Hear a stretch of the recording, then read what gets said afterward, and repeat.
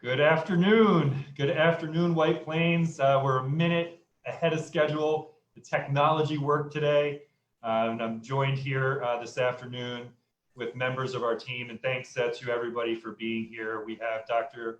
Ann Vaccaro-Teisch, who is the Assistant Superintendent for Business and Operations. We've got Dr. Debbie Hand, who is the Assistant Superintendent for Curriculum and Instruction. We have our District Health Director, and Nurse Maggie Raciopo is here with us. We have Assistant Superintendent for Special Education and Pupil Services, Debbie Augarten, Mr. Frank Stefanelli, the Director of Operations and Facilities. Thanks, Frank. We have Mr. Ed Mara, the Director of Food Services, is here with us, as well as Director of Transportation, Mr. Sergio Alfonso. Thank you, everybody, for being here with us this afternoon. It's nice to share the screen with somebody else, and I'm sure our moms and dads in White Plains are happy to see somebody else other than just me. We do have 133 questions that have been submitted for today's Q&A. So thanks to everybody who took the time to send questions in ahead of time. Remember, we have another community Q&A coming up on Thursday, and we will have more after that as well. But Thursday, and you can take the opportunity to go ahead and send any additional questions that you have to questions@wpcsd.k12.ny.us. Feel free to send those questions along. But also, you might want to listen to our last community update and today's, and hopefully we'll be answering some of those questions, and maybe you'll have new ones for Thursday. If we don't answer your questions today, you can always feel free to reach out to us directly. Happy to help in any way that we're able moving forward. So before we get into the Q&A this afternoon, just an update. Many of you probably took the opportunity to take a look at last night's Board of Education meeting. That video has been posted for you to review. And there are some updates for you. Two important updates, of course. The calendar has been shifted. So the Superintendent's Conference Day that was going to take place on Election Day in November 3rd, will now be moved to Wednesday, September 9th. So Wednesday, September 9th will be a Superintendent's Conference Day, which means the first day of school for our Tigers will be Thursday, September 10th. There'll be a K-12 alert following up, and you'll have that information. We've also posted it on the district website, and we'll make sure that you continue to get that information, but I want to share that with you as well. Additionally, the Board of Education discussed at length, and we recommended and they approved of phasing in into September. Now, what does that mean, phasing in? Does that mean that schools are closed? Absolutely not. First day of school is the 10th, but we're going to take 7 additional days to phase in, meaning all of our children will start the school year in remote learning, and there'll be more information coming out from the buildings for the first 7 days. There'll be opportunities for the children also to connect with their teachers, to learn about how hybrid learning and remote learning will look in the upcoming academic year, for us to pass out materials, technological devices, make sure that we're going over the safety and security protocols, essentially allowing our children to move into the school year in a smooth fashion and supported by their teachers and our staff members and administrators at the school. So the 10th is the first day of school for our Tigers. The 21st of September is the first day of hybrid learning for those students who are participating in hybrid learning. For the children whose parents and guardians have decided to keep them in the remote learning environment, they'll remain on remote learning. And again, an update from K-12 will come to you in the next couple of days, and you'll have that information also being followed up by your schools. But that's important because that took place just last night. And again, thank you for your patience and your flexibility. We know how many changes have been coming fast and furious to our community members. The good news is, hopefully, you feel this way, that in terms of planning and preparation for your schedule, you can start taking a look at that now, because we have a sense now of how the first month, really, of the academic year will roll out. As you know, the draft plan that's been placed on the district's website is really a month-to-month plan. Our hope is that as we move forward, we're entering into schools, things are going well, numbers are low, the spread of COVID-19 isn't happening, and we'll be able to welcome all of our children back as soon as possible. Of course, that's our hope, that's everybody's hope, and we'll continue to keep you updated as we move forward. All right, everybody ready for the questions? Questions that I'll read the questions. If there's an answer that I have right at my fingertips, I'll be happy to answer it. Otherwise, I will ask one of my team members to chime in. So the first question is, how will you handle children with severe food allergies when students will be eating in their classrooms? Would you offer a half day to those students who can eat lunch at home? This is a great question. Many of our children have allergies. Of course, we've asked that children not come to school with peanut butter sandwiches and so on, if possible. So tree nut allergies. But Maggie, do you want to speak to that for a moment in terms of allergies? Yes, if a child is allergic to anything in the classroom, we usually send a notice home in the beginning of the year, and that will just tell the parents, please do not send in these items into the classroom. So that way, you know, like let's say if a kid is allergic to peanuts, then they're not going to send any peanuts into the classroom, and they're not going to be allowed in that classroom setting to have peanuts. And we really are pretty strict about it. We have signs in the classroom doors if somebody is allergic, and we have a lot of different safety protocols to keep the child safe. Thanks, Maggie. If you choose in-building learning, if you choose in-person learning, can you change to remote learning at any time, or is there a commitment for the whole year? You can change your preference depending upon what you're experiencing. But we've asked parents and guardians to try and make a determination if they want to choose remote learning, to make that determination as soon as possible, and to try to the extent possible to maintain that commitment for the marking period. That's what we've asked. We know things may come up, things may happen, but for planning purposes, we are asking that parents and guardians try to stick to the marking period if possible. The reverse would be true. Can individual classroom teachers be given a non-contact thermometer to take the kids' temperatures as they enter a room? If classes are only going to have 10 to 12 students, it should not take more than a few minutes. Thank you for that question. Maggie, do you want to hit that one as well? Sorry, what was the question again? Whether or not teachers would have non-contact thermometers and be taking temperatures as students enter the room. Yes, we're going to order extra ones. So if a teacher really needs one or feels really strongly about having one, we'll give them one. But I really don't want to have the teachers be responsible for that.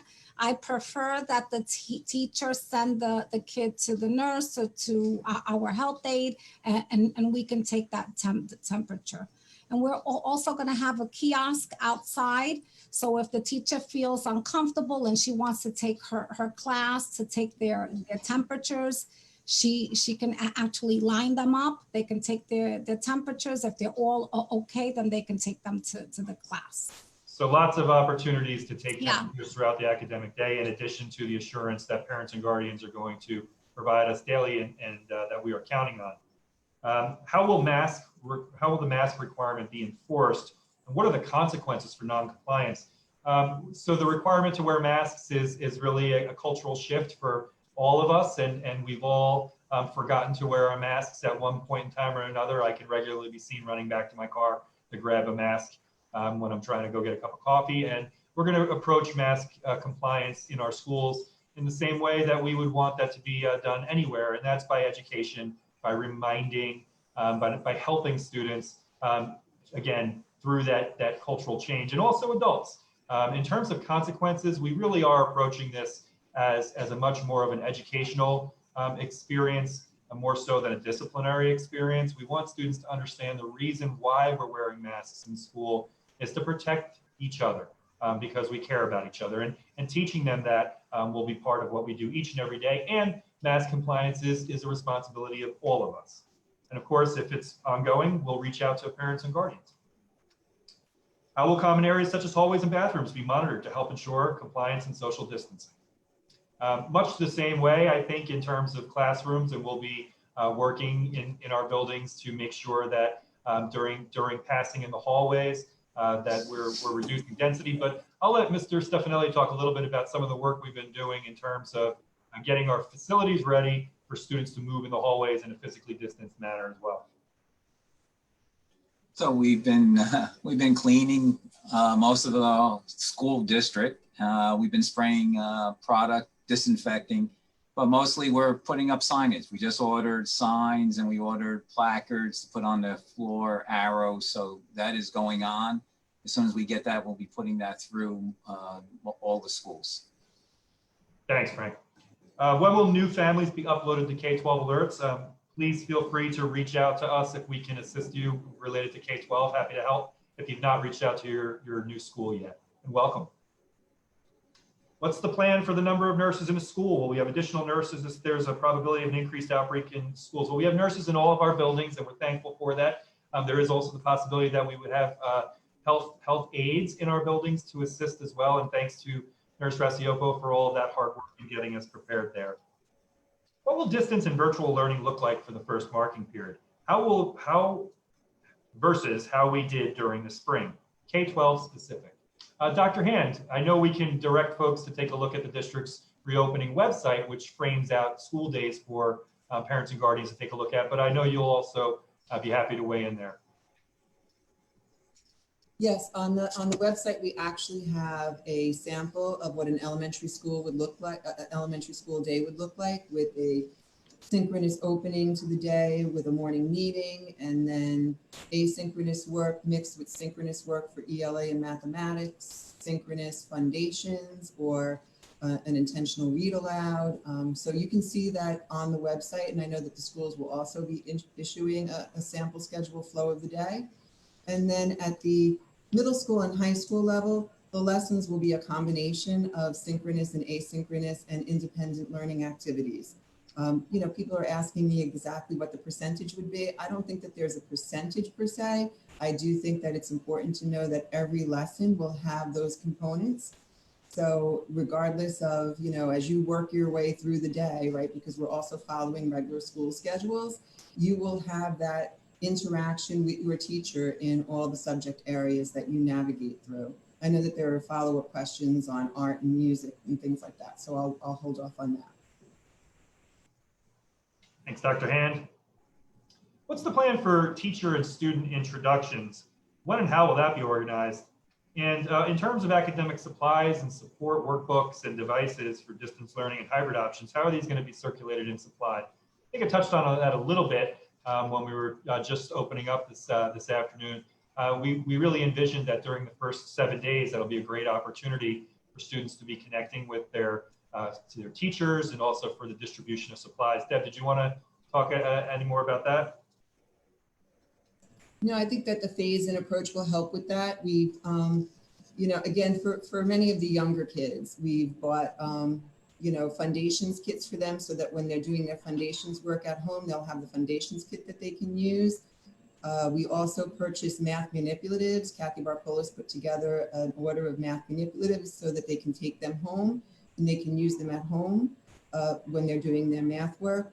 And also write-on, wipe-off erase boards and markers we bought for the children too, because they need those type of supplies. They'll match what their instruction is going to be like, and they'll be able to get their work done at home better than, you know, than not having them. And I'm also getting some questions about workbooks. We don't have, you know, as many workbooks anymore as I think maybe when some of us went to school. But we, you know, if there's workbooks that need to go home, of course, we'll be able to send that home. I think that because of the way we closed in March, children had left things in their desk, and then they had they needed those materials at home and they didn't have them at home and the schools were closed. But obviously that won't be the case this year. Thanks, Dr. Hand. Ms. Algarden, my son will be going to kindergarten and has special needs. I want to know how exactly the hybrid classes are planned. How many days in a week and how many hours? Also for fully remote, how many hours a day or a week? So thank you for that question. The amount of days that a student will be in school who receives special education services and supports will really depend on the level of service. We have a very detailed plan up on the website currently. We're also having a coffee talk on September 25th, August 25th, both at noon and at 7 p.m. to give parents with students with special education needs more detailed information. And so it really depends on what level of service your child currently has. Most children at the elementary level will be in 2.5 days a week. That's for most children. Other children who have special classes might be in 4.5 days a week. Thanks, Ms. Algard. And it is a very important distinction to remind that every child will be expected to be following their school schedule every day. So whether or not that's in person or whether or not that's remote, the children will have their schedules and they will be following those schedules on a daily basis. So every day is an instructional day, unless of course it's a holiday, a calendared holiday. If some parents choose the remote option, will there be an opportunity for parents parents who want their children in person to be there more often?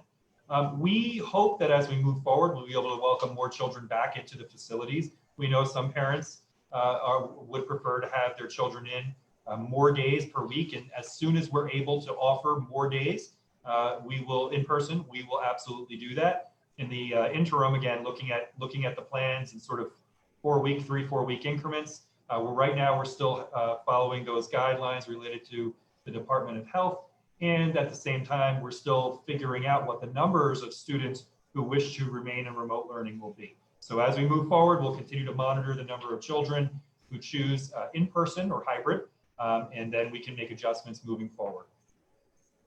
What coordination, if any, are you doing with community partners, like for instance the YWCA, for their potential learning programs? Is it completely independent from the school district? Deb? Hi, I received an email from Dante Hudson today from the Y, and they're going to host an on-site distance learning program with a 2 or 3 day option, and that is going to be from 8 a.m. to 3 p.m. And they'll also be hosting an after-school program with a 2 or 3 day option, and that would be from 3 to 6 p.m. And there's a flyer that's going to go out about that.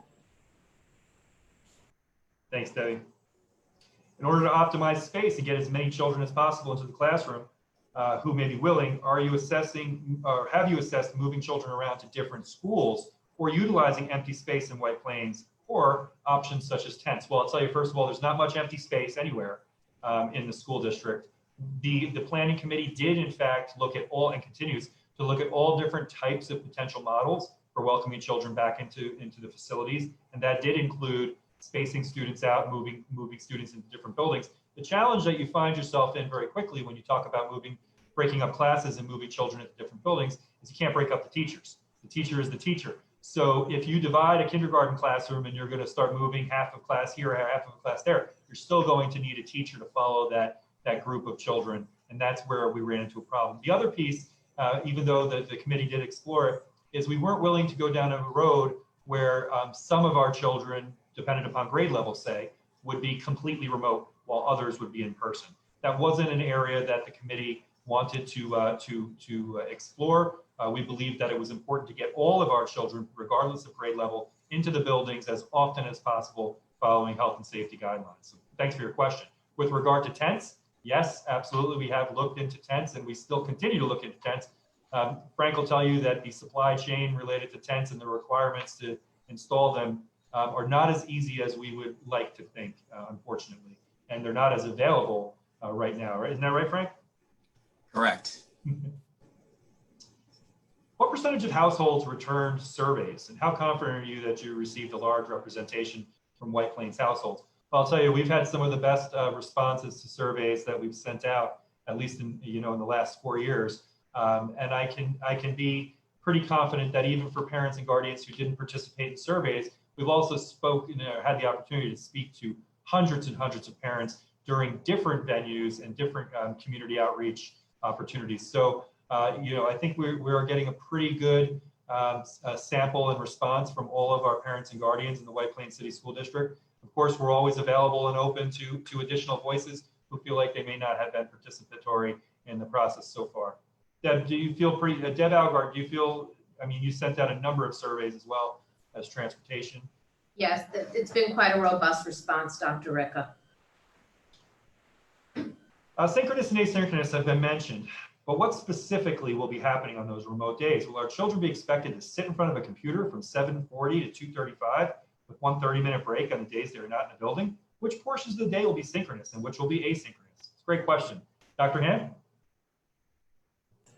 Again, I think this comes down to the building level schedules, but we are following the school day for children. And I think that's why it's important that we realize that a hybrid model is really what we should be looking at implementing, and not just live streaming classes so that children are sitting in front of their computer and watching a class all day long happen on their computer.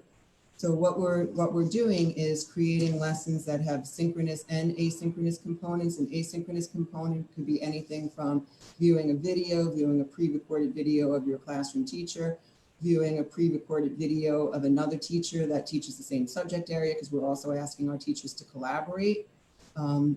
Reading something and then answering some questions. That might be your independent work.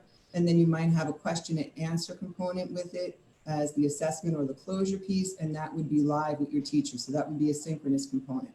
So there will be schedules to follow, but the intent is not to have children sitting in front of a computer constantly throughout the day, but having it broken up so that when they're doing their independent work, or you could even do a breakout room in Microsoft Teams or whatever, if we're using Schoology conferences, so that they can do a little bit of small group work together and then come back and meet with the other students that are in the class. So I think it's dynamic, and I think you're going to have to, to a certain degree, you have to see it to actually truly understand it. But if you have any specific questions, it might be better if you just give me a call directly or reach out to your schools or look at some of the information that we have on the website, because we are trying to be as clear as we possibly can. And there are also, thank you, Deb, there are also differences, right, related to age and grade level and expectation, all of those things, and individual child personality, all of those things.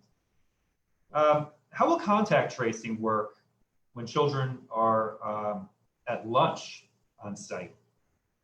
Will students have assigned seats to go to every day so the staff can ascertain who is sitting next to who for tracing purposes? I'm going to turn this, of course, over to Maggie, but the first thing I think, and it's really important to note, is that during lunch, children are still physically distanced. So it's 6 feet. This is not going to look like the cafeteria in September of 2019. And I know that it's hard to even envision, but so that you understand, the cafeterias are still going to be physically distanced. But Nurse Maggie, go right ahead.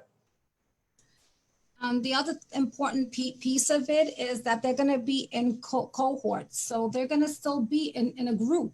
So they're going to have the same group going from, a place to place. They're not going to be mixing. So if a child were to get sick, then we have just a finite amount of kids that we're going to be looking at. Thank you. You're welcome.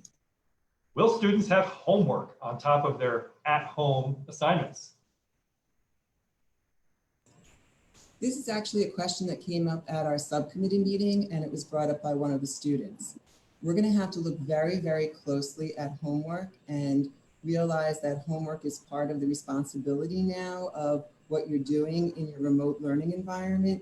So really not seeing homework as a separate entity. I don't want anybody working for 6 hours a day on their schoolwork and then having another 3.5 hours of homework to do at the end of the day.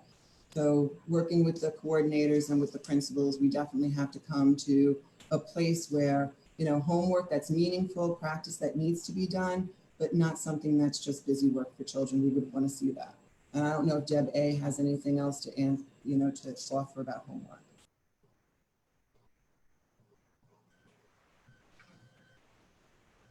Thanks, Deb. Specifically, how will IEPs and 504s be addressed under the new hybrid or remote model? So that's a great question. So to the extent possible, IEPs and 504 accommodations and programs and services will be offered to students in either a hybrid learning environment or a fully remote learning environment. What I mean by to the extent possible, we recognize that there will still be instances where your services will be synchronous, but your student may not be sitting in our school at the time. And there may be accommodations that just aren't appropriate to provide while a child is home, such as preferential seating. But things like accommodations like extended time, work being modified to meet the individual learning needs of each child, those will all be happening during instruction, either remotely or during a hybrid learning environment. Thanks, Deb. Will specials like physical education, art, music, will they be taking place in classrooms, or what about small group enrichment like math and VRE? Will these still continue?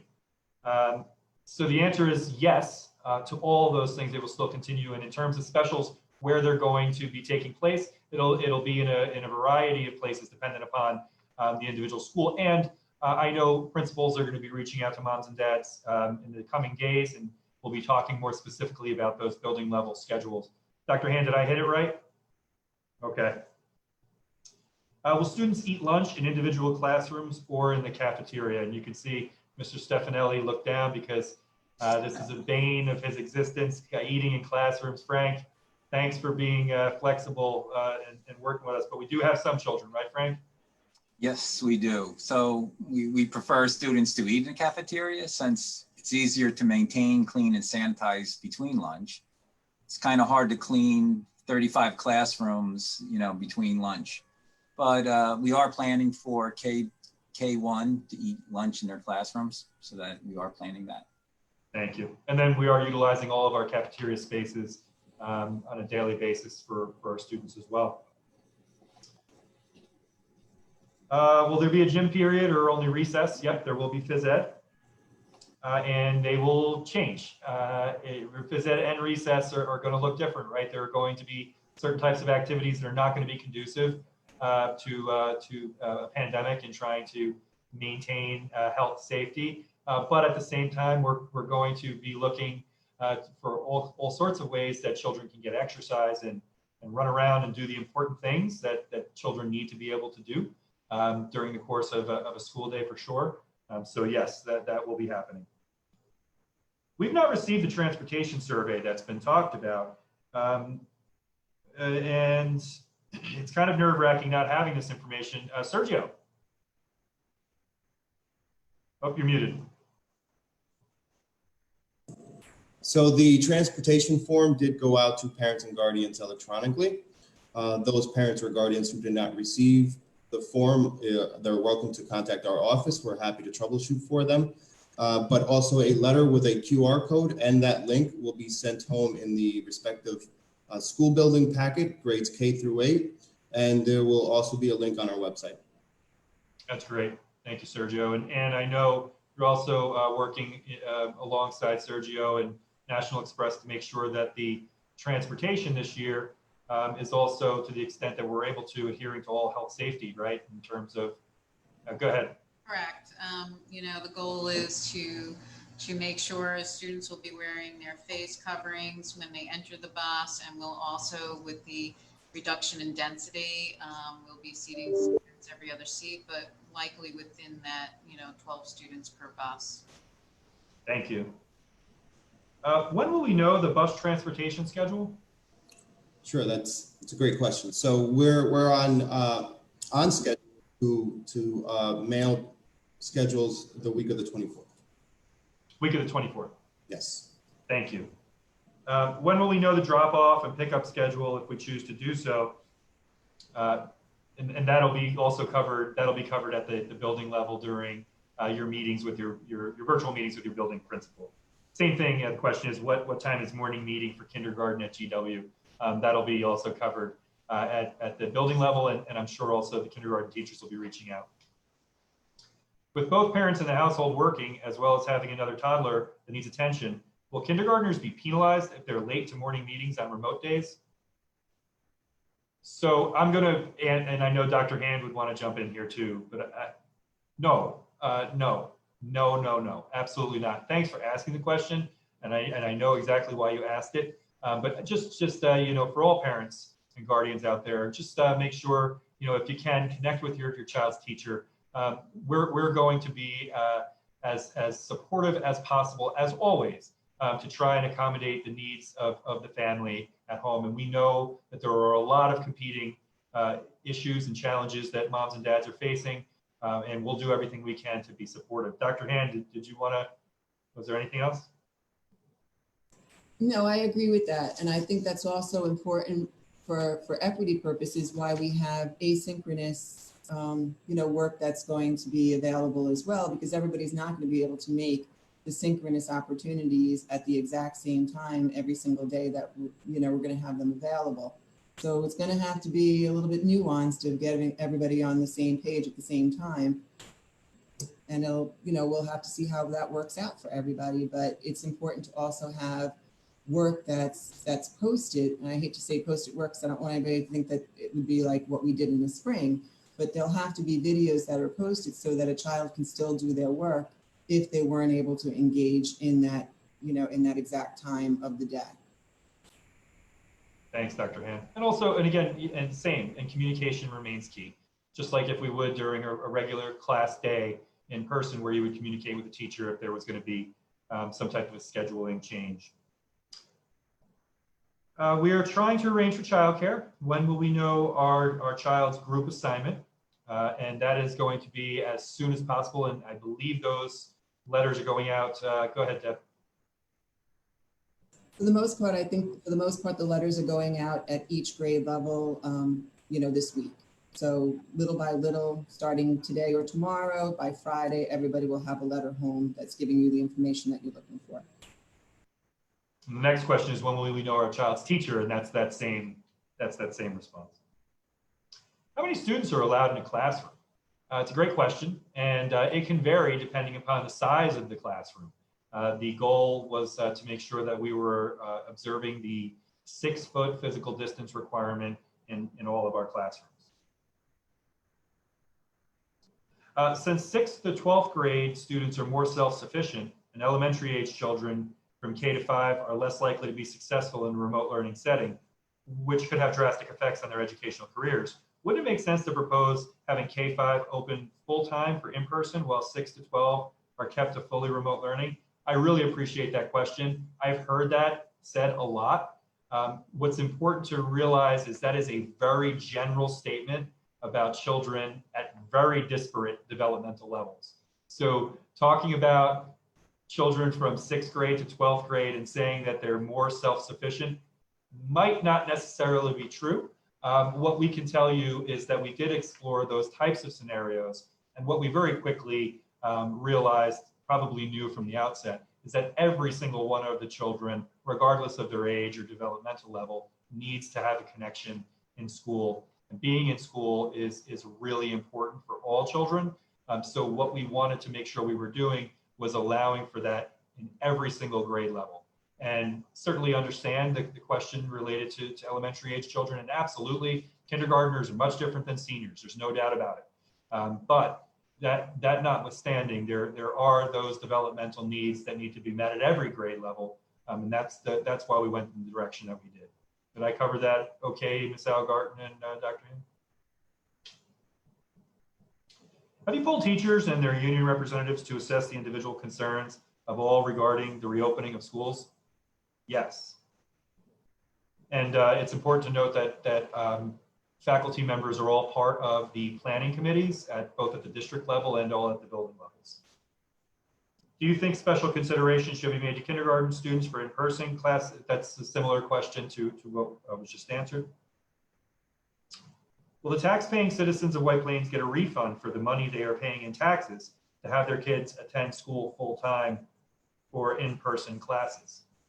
That's a great question, and we've heard that question and certainly understand where the question is coming from. What I think is important is that even though children are going to be on a rotating basis into facilities, and indeed some parents and guardians are choosing a full remote option for children this year, the facilities and the schools are going to be operating every day, and all of those offerings that are able to be offered during the pandemic will still continue to be offered for our children. And did I cover everything there in terms of? Yes, okay. Yes, sorry. Sorry. Since we have many fields throughout the White Plains City School District, can we entertain the idea of having classrooms outside, such as other schools are planning? So we are looking forward to being able to utilize very nice days to get outside. we are looking at ways in which we'd be able to do that. But setting up outdoor classrooms that are permanent is not something that's as easy as just throwing up a tent. Frank, do you want to just touch on that for a minute? Sure, Dr. Ricca. Yes, the state education department has put some, I wouldn't say restrictions, but requirements for tents. So anything that's over 400 square feet, which a typical classroom is roughly around 20 by 30 or 30 by 30 tent, requires certain items. And we'd have to put a plan to the state. Then we'd have to obtain a tent. So there's a bunch of things that we have to do prior to getting a tent and actually installing it on school grounds. Thank you. Is my child going to see or have a conference with her teacher regularly? Great question. Dr. Hand?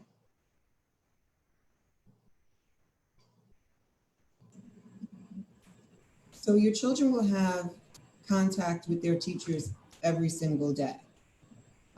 I think that that's important to know. And in terms of conferencing with teachers regularly, that would be part of maybe the end of a lesson, if the teacher was going to conference while children were doing their independent work, and make an opportunity for children then that are home to log in and to have a conversation with the teacher. But that's going to happen throughout the day.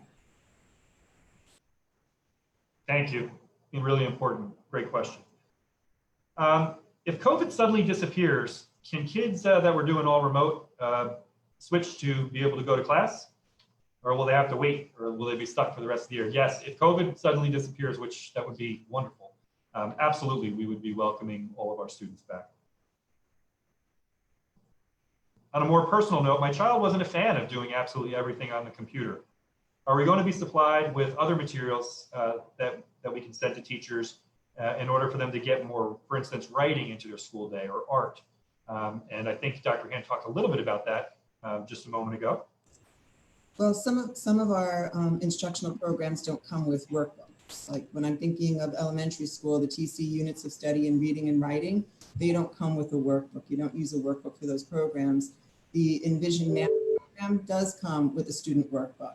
So I think it depends on the subject area. Some of the classes at the secondary level, some we have textbooks for, but some we kind of use the textbooks as a resource, and the teachers have developed the curriculum around multiple resources. I think it definitely depends by class, by grade level, by subject area. Thanks, Deb. I was watching the meeting from August 17th and was under the impression that children will be provided with iPads this year. Is that correct? It is, yes. Are children able to switch from the hybrid learning to remote learning if it appears that hybrid is not successful for the individual child, even if it's within the first marking period? Yes. I was hoping that you could address the voting from the past 2 reopening committee meetings. Having spoken with a number of fellow parents and read multiple posts on Facebook, I am aware that for many, like me, the results of this vote have caused confusion and anxiety. I felt you did a nice job discussing this with me when I reached out to you personally to express my concerns. So I hoped you could say it today for the larger community. Specifically, why is White Plains looking to open school facilities when the majority of the reopening committee has said they don't feel like it's safe to do it during a pandemic? Thank you for your question. And yes, we did get a lot of questions about that, and it is important to explain. That question to the reopening committee was a very specific question about reopening school facilities during a pandemic. And of course, the idea of safety is different for everybody, but it was important and remains important for every member of the reopening committee to have their voice heard. Remember, this is a very important and consequential committee that these talented folks have volunteered to be on. So it is important for them to have their voices heard. And that question is, again, very specific. What the question doesn't ask is, it doesn't ask, have we done everything to make sure that school facilities are as safe as possible for our children and our staff during a pandemic? That question is a very different question. And that question has been asked subsequently, and the answer to a person was yes. So it's important to understand that while many of us working in this area have difficulty with the idea of opening school facilities during a pandemic on the face. We know that everything and every step we've been taking in White Plains is making sure that health and safety is taken first. And I think, did I capture that correctly, Maggie? And feel free to jump in there. Yes, I really think that the whole committee in general said that they felt, you know, that we had done everything possible to actually make it as safe as we can. And the most important thing that we wanted to do is to make sure that we didn't rush, you know, to open up if we weren't ready.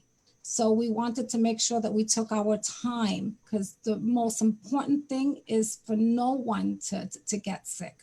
And that's what the goal is for everybody to be safe.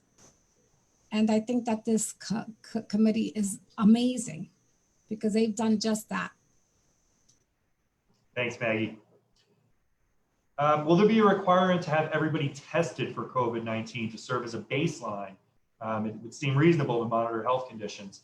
At this time, there isn't the capability for school districts to be able to test everybody wholesale to provide for a baseline. Unfortunately, we see that it is starting to happen in other parts of the country. Right now, we don't have that capability. And we also know that, the turnaround time for testing is also a challenge and will continue to remain a challenge as we move forward. We're doing a great job with testing in New York. We're testing many people. Westchester County is testing. I think Westchester County might even lead in the amount of folks testing, almost 40% of the entire county. But in terms of being able to facilitate that for all public school districts, we haven't been able to do that yet. Can you share a video of what a classroom will look like with a minimum of 3 feet personal space with plexiglass installed at each desk? So it's important to recognize that classrooms at 6 feet, and there isn't necessarily a divider or a shield at each desk. There's not necessarily a shield at each desk, but there is 6 feet of distance. And I believe we put a photo of just a classroom, very plain, again, summer months, not you know, hasn't been put together for the kids, but so you can have a sense of what the spacing is. I believe that's up on Facebook as well. Is there going to be an after-school program offered for the children assigned to school? Right now, we're not doing in-person after-school programs. When we get into October, we can definitely discuss virtual after-school programs, but just because of, you know, having the children in as cohorts, and I believe that Frank could also add to that for the after-school programs, but I do not believe that we're doing in-person after-school right now. Thank you. Pre-pandemic, students would attend school with a runny nose or a slight sore throat. If a student stays home from school on his or her personal in-person day with a slight cold, but is capable of completing work, can he or she participate in remote learning on such a sick day?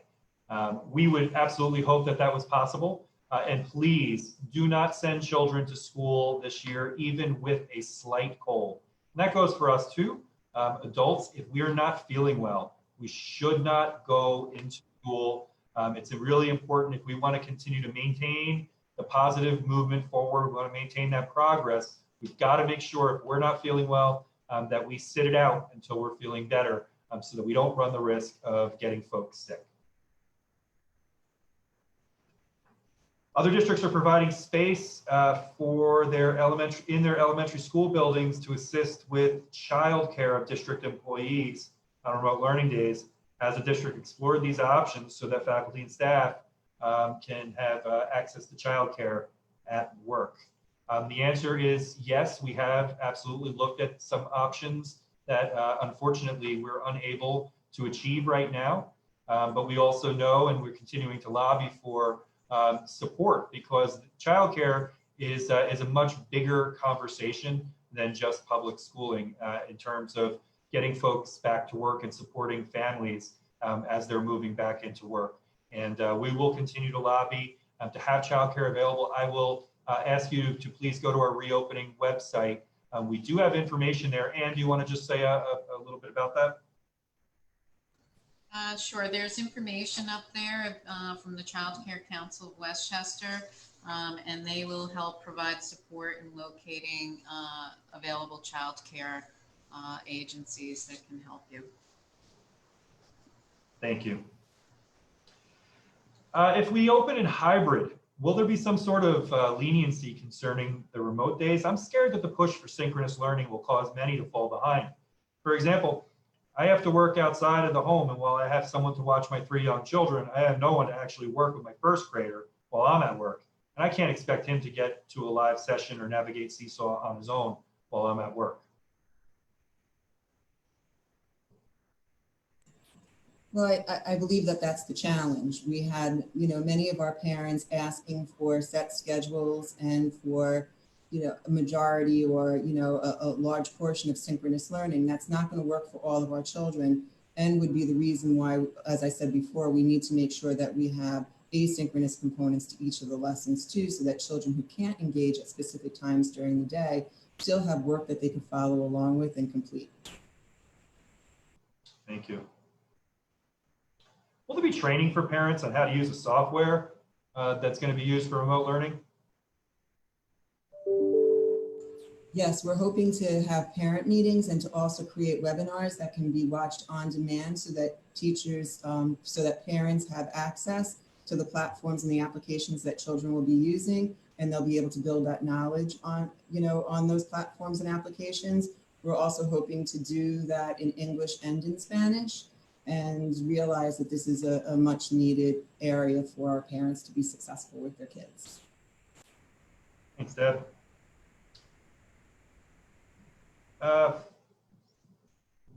Where will the students in Eastview be eating their lunch?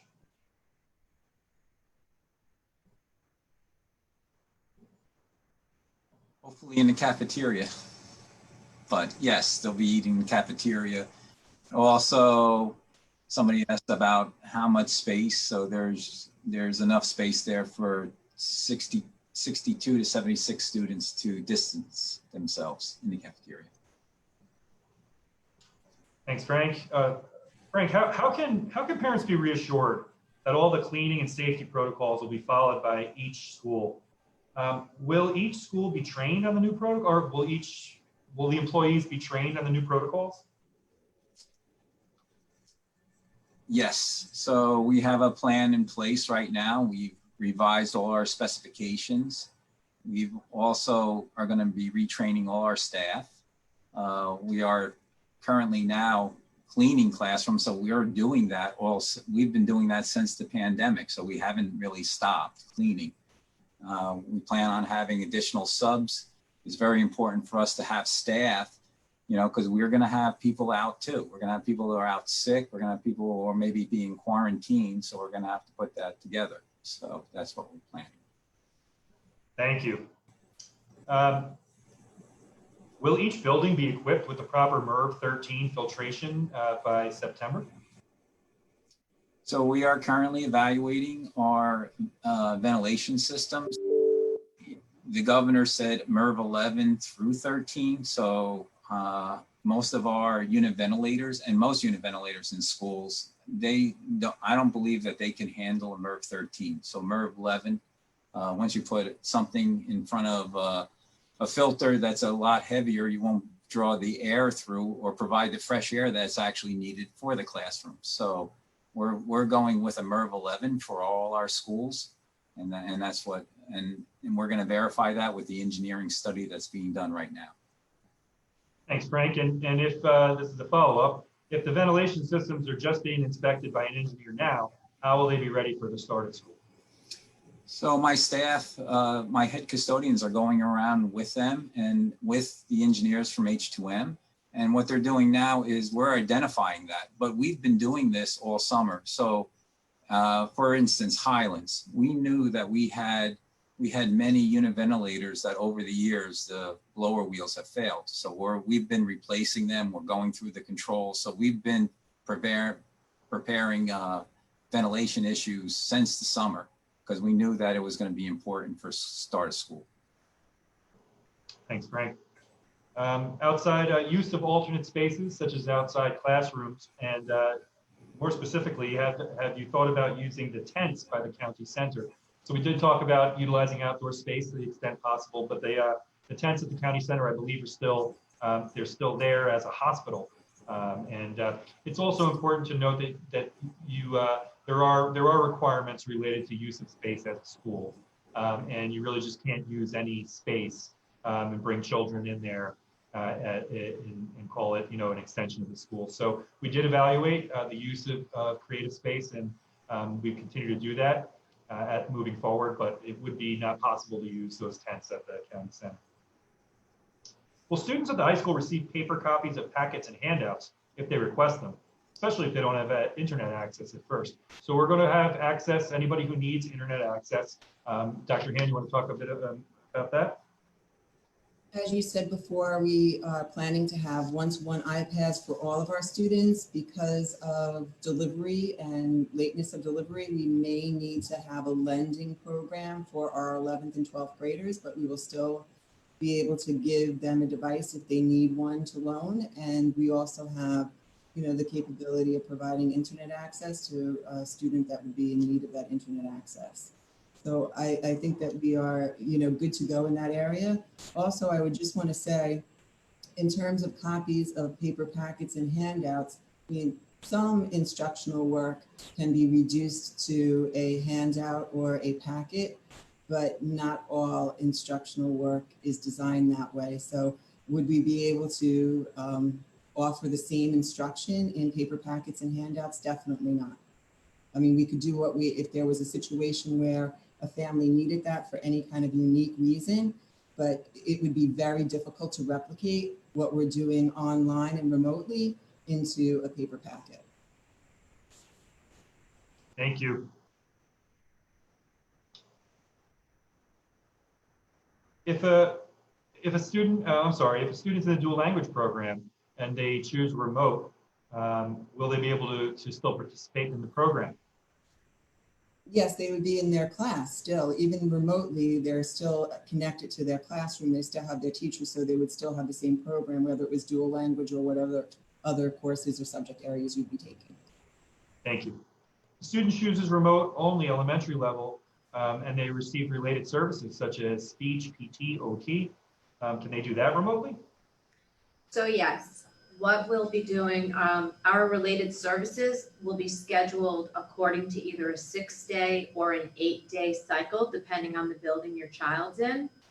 You'll be getting a letter. You'll have to authorize us to provide teletherapy or related services via a virtual platform. So we need your consent to be able to allow us to come into your home or come into a classroom and use a Zoom platform or another virtual learning platform to provide services.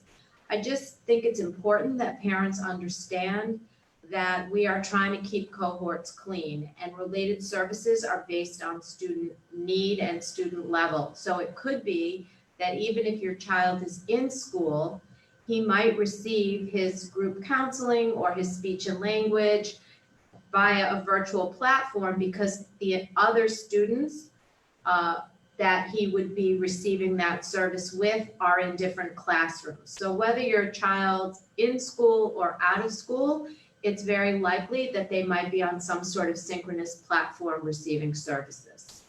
And then further in the question, it speaks about iBlock, and I'll defer to Dr. Hand, but it's the same kind of situation where we're pulling children from different classrooms. Go ahead, Deb.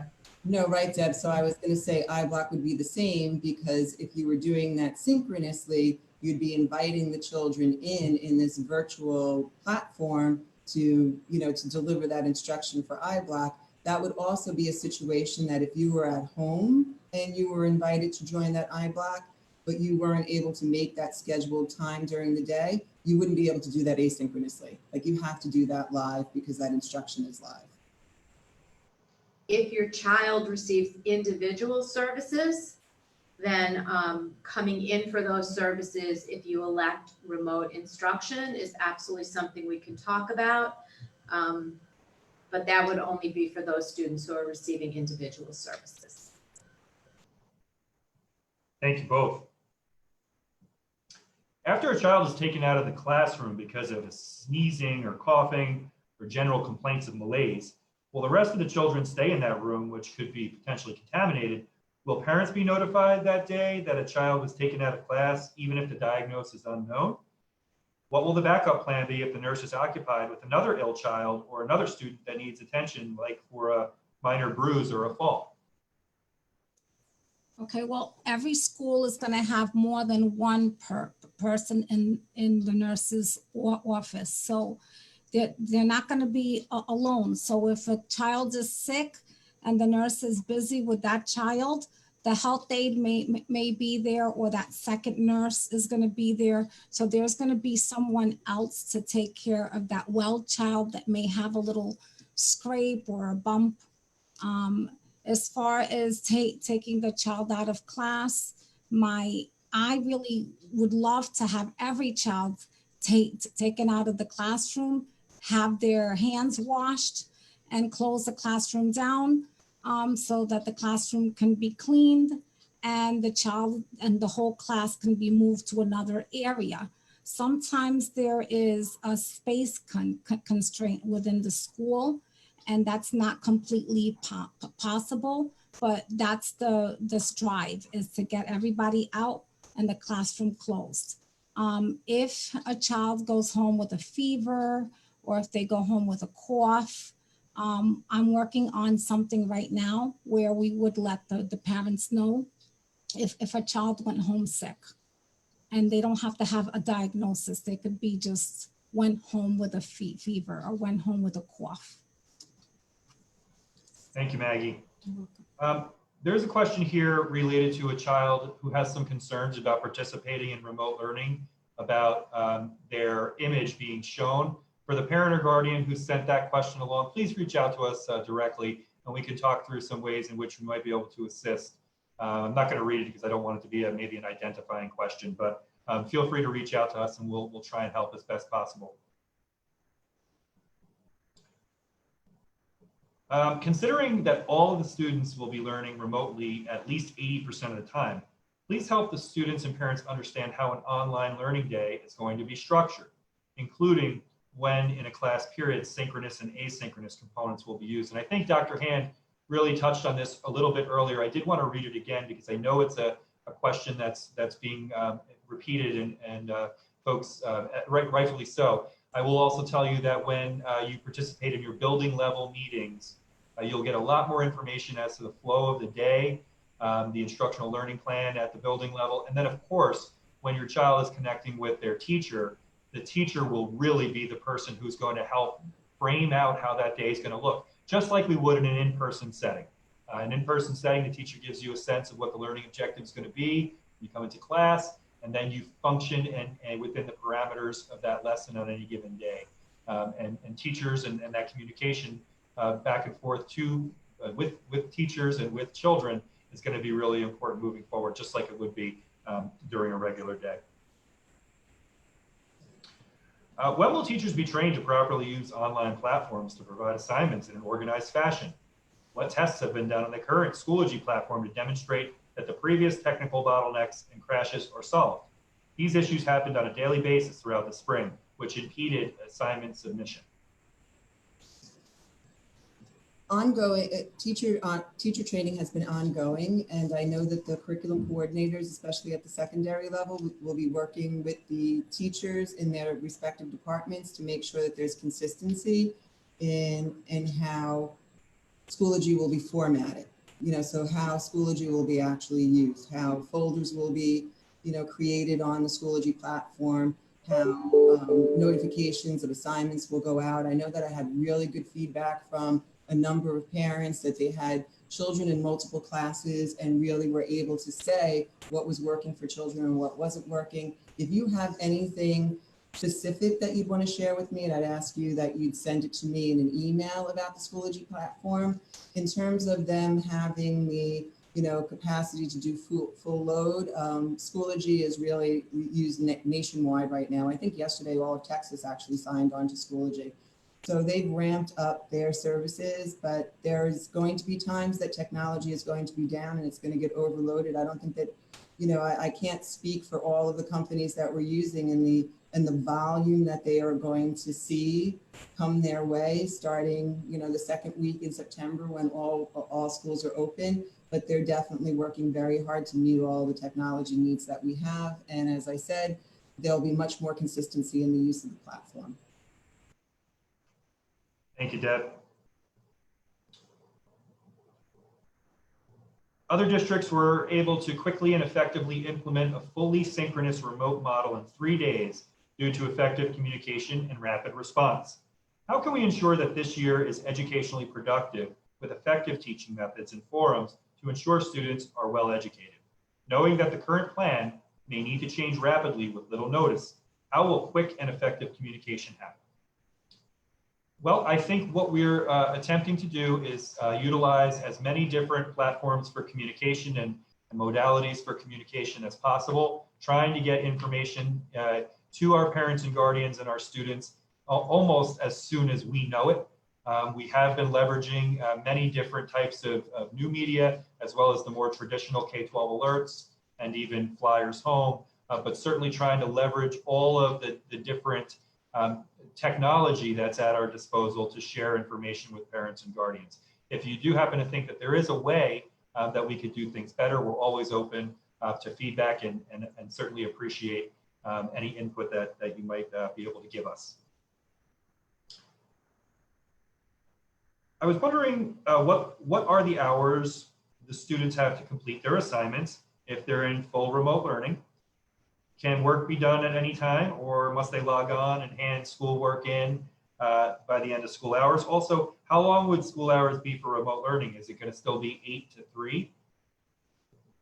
I think you've answered this kind of, Deb, previously, but just as a reiteration, we know that there's going to need to be flexibility and at the same time accountability, and teachers are going to be holding students accountable for turning in their work. And again, every day is a school day. So even though we might be in a remote setting or a hybrid setting, it's still a school day. And I know I'm going to be dealing with that at my house, just like you're dealing with that at your houses too, because it is new for our children, particularly as we're moving into this fall, which is much different than sort of the emergency stopgap that we were experiencing in the spring. Where will kids, we talked about where children will eat lunch. How and where will mask breaks work? Anybody want that? Okay, so if a child needs a mask break, they are allowed to go out to the hall or to a designated area in which the teacher, tells them to go to. They take off their mask. I really don't want it to be a long mask break because they're in school, just a small amount of time. So we really want them to have as much education as possible. So 5 minutes, then they put their mask back on, wash their hands and go back into their classroom. It's going to be individual. It's not going to be like the whole class taking off their mask at the same time. So it's very separate and it's very distanced. Thanks, Maggie. It's a great question. Will students and teachers be wearing protective garments, mouth, facial coverings and gloves? Not gloves. Everyone will be wearing facial coverings. Should we buy facial coverings and gloves ahead of time before school starts as school supplies? Well, probably in many households right now, that you already have masks for when you have, if you have entered out into stores or the like. So certainly students are permitted and welcome to wear their own masks. The school district will also be providing masks to our children. They're pretty cool, I have to tell you. Maggie did a really great job, and all of our little Tigers masks. Maggie will go grab one to show you. All have a little tiger on them, and then as our children get older, their masks become a little more, cool. So we tried to come up with that. There you go. Thanks, Maggie. We will have masks for all of our children, and again, we will walk them through what the expectations are and help them get acclimated to wearing facial coverings during the day, and also support them in taking those breaks too. Some of the later questions are around finances. I am curious if there are any public-private partnerships occurring that are helping families with needs around internet childcare. The answer is yes, and we have been working with community partners to be able to support our families ever since the onset of the pandemic back in early March. And that's everything from food insecurity to housing to childcare. And we will continue to do that, and to anytime we can identify a new community partner who may be able to support families, we will put that information and make that information available on the district's reopening website as well.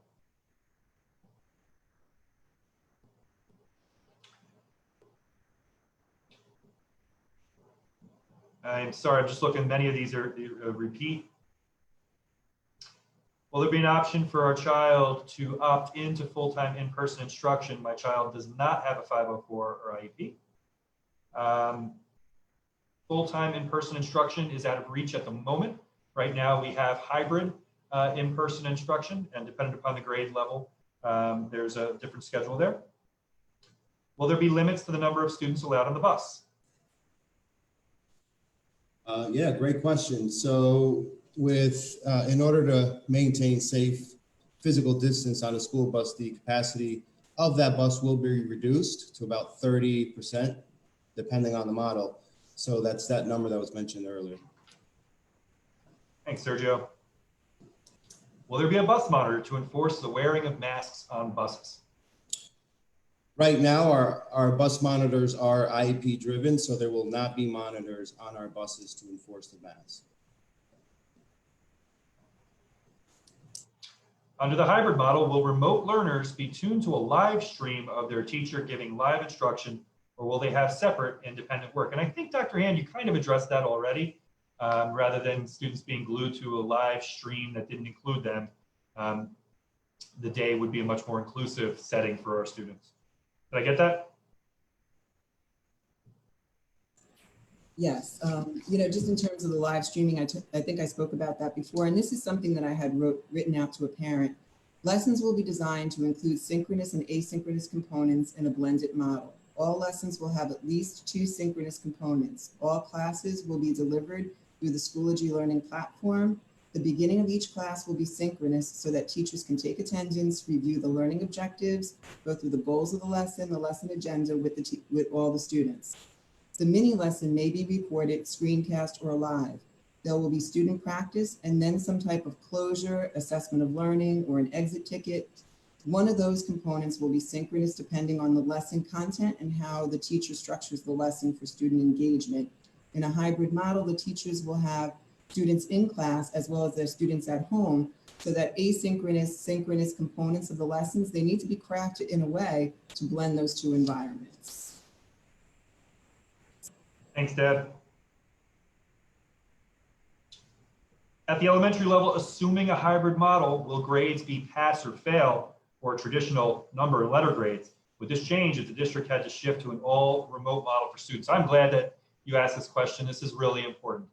We don't anticipate a reduction at all in the expectation for accountability moving forward into the fall. So the grading practices, how we are, the expectation related to rigor and high expectations in our classroom exists. We do not anticipate entertaining moving to a pass-fail model. The expectation is going to be that we're supporting our children as they move forward in this environment, and that they will be able to meet as they would in a traditional in-person non-pandemic classroom, those expectations. That's really important in terms of accountability and maintaining rigor. Go ahead, Deb. Did I? No, and that's true through all the grade levels. We made decisions last year about grading because we were in, a crisis situation last year. And we made decisions as we moved along, and we made decisions in the best interest of our students. But moving forward into this school year, we know what we're looking at, and we have every intent to hold, ourselves to those high expectations and be accountable to our learners. Thank you.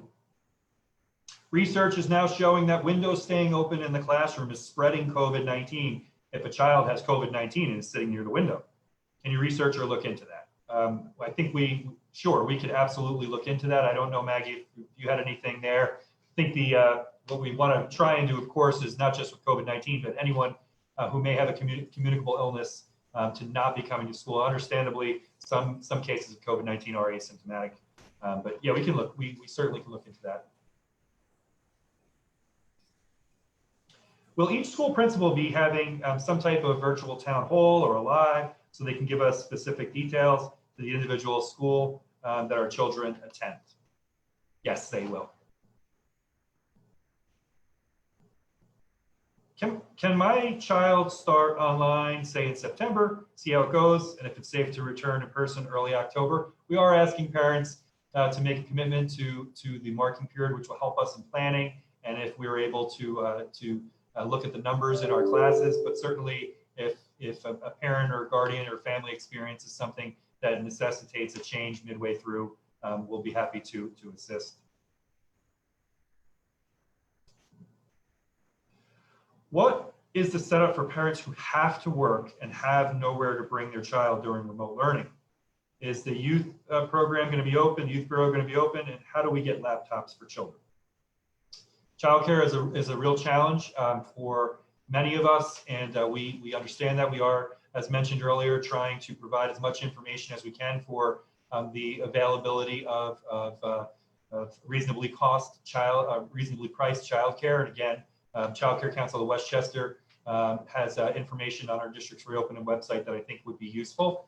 And access to technology will be distributed at the child's school, and that information will be coming out from the child's the school building, the administration. Sorry.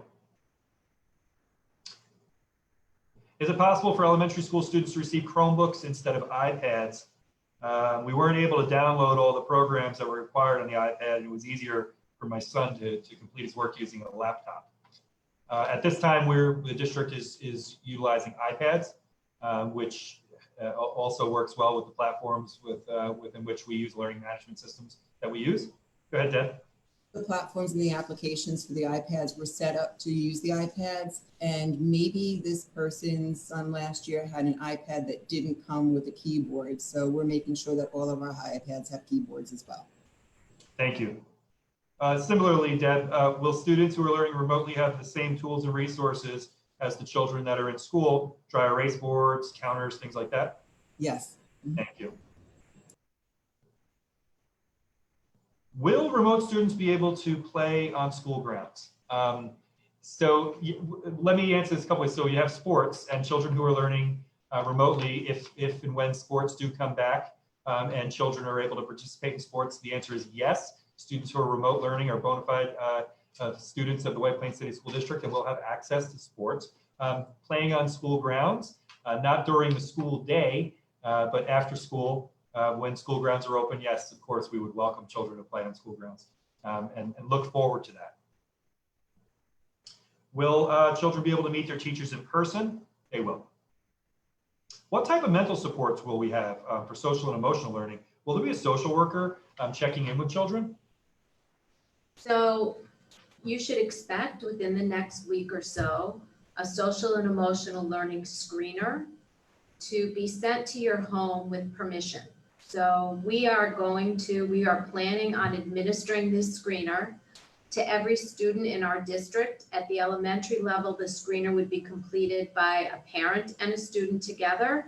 And then 6 through 12, we would be administering the screener when the students come back to school.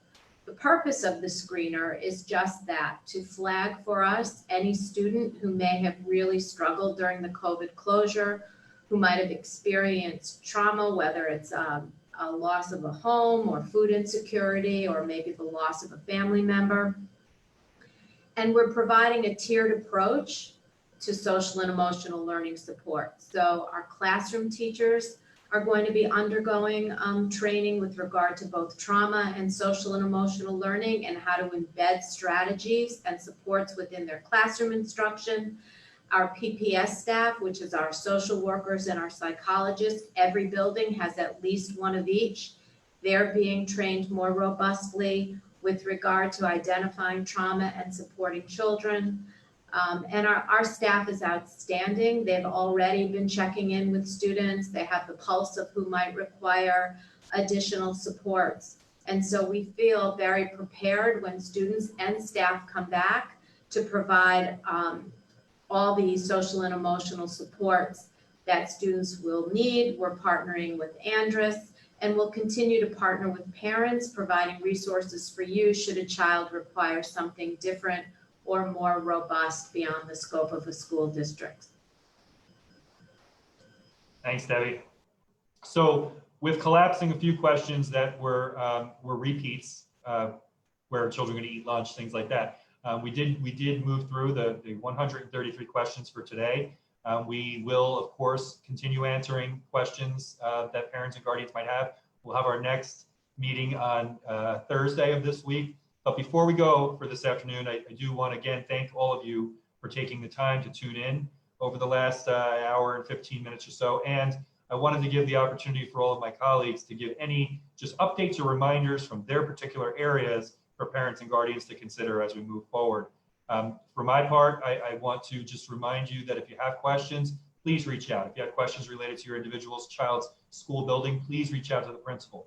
Certainly when you have your classroom assignments, teachers are going to be looking forward to hearing from you. But feel free to connect. Everybody's looking forward to reconnecting and certainly reconnecting and welcoming our children back. Mr. Mara, who many of you know but didn't have many questions this afternoon, really has been, with his team, the driving force behind making sure that our children and our families continue to have food in their bellies throughout the initial outset of the pandemic. Ed, thanks for all of that hard work. Any updates from food services that you want to remind our folks? Not really any updates, but I'd just like to put a little reminder that we did send out the free and reduced forms to families early this summer, and it would be a big advantage to get those in as soon as possible so we could, eliminate all the paperwork and just have kids properly fed. Yeah, thanks, Ed. Really important. So free or reduced lunch, please get those forms back as soon as possible. That will be really helpful to our children, and the sooner you can return them, it'll be really helpful to Ed too. Thanks, Ed. Frank, any updates? So I just wanted to reiterate that my staff has worked over the summer preparing classrooms. We are disinfecting. We are providing a product this year that has a 90-day kill on our desks and surfaces and frequently touched. So that's where we'll be applying. So those are things that we're going to be doing. And then also we've ordered a lot of material getting ready for the first day of school. So we are prepared for cleaning, disinfecting, PPE, all that stuff has been ordered, and we've been gathering that stuff all summer. Thanks, Frank. Debbie, hand? I just want to say that our administrators and teachers have been amazing this summer, and they've worked really hard to prepare for a school year.